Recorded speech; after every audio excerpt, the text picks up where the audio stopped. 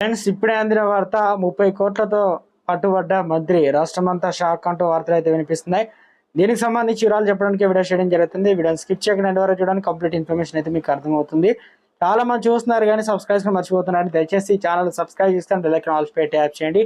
ఇటువంటి important information miss అవ్వకుండా మీ phone notification రూపంలో వస్తుంది. చాలా మంది చూస్తున్నారు కానీ లైక్ చేయాలి. దయచేసి లైక్ చేయండి. ఇన్ఫర్మేషన్ అందరూ రీచ్ చేసిన వారు మనం. ఓవైపు లోక్సభ ఎన్నికల హడావిడి దేశవ్యాప్తంగా కొనసాగుతుంది. ఈ క్రమంలో మూడో విడత ఎన్నికలకు మే 7న జరగనున్నాయి. ఇదిలా ఉంటే జార్ఖండ్ లో ఎన్ఫోర్స్మెంట్ డైరెక్టర్ సోదాలు చేపట్టి నిజానికి మనీ లాండరింగ్ నిరోధక చట్టం కింద ఈడీ 1/2 డజన్కు పైగా ప్రదేశాలలో దాడులు నిర్వహించి పలువురు రాజకీయ నాయకుల ఇళ్లపైన ఈడీ దాడులు చేసింది.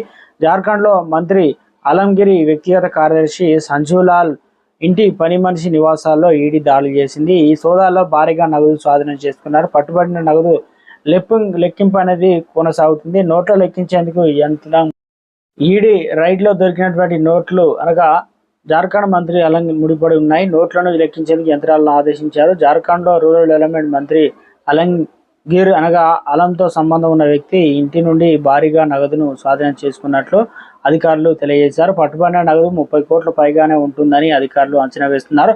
నోట్లను లెక్కించేందుకు బ్యాంకు ఉద్యోగులు యంత్రాలను కూడా పిలిపించారు. 2 ఏళ్ల క్రితం ఇదే రోజున జార్ఖండ్లోని ఐఏఎస్ పూజ సింగల్ ఇంటిపై కూడా దాడి జరిగింది. ఆ దాడిలో 17 కోట్లు అయితే దొరికాయి.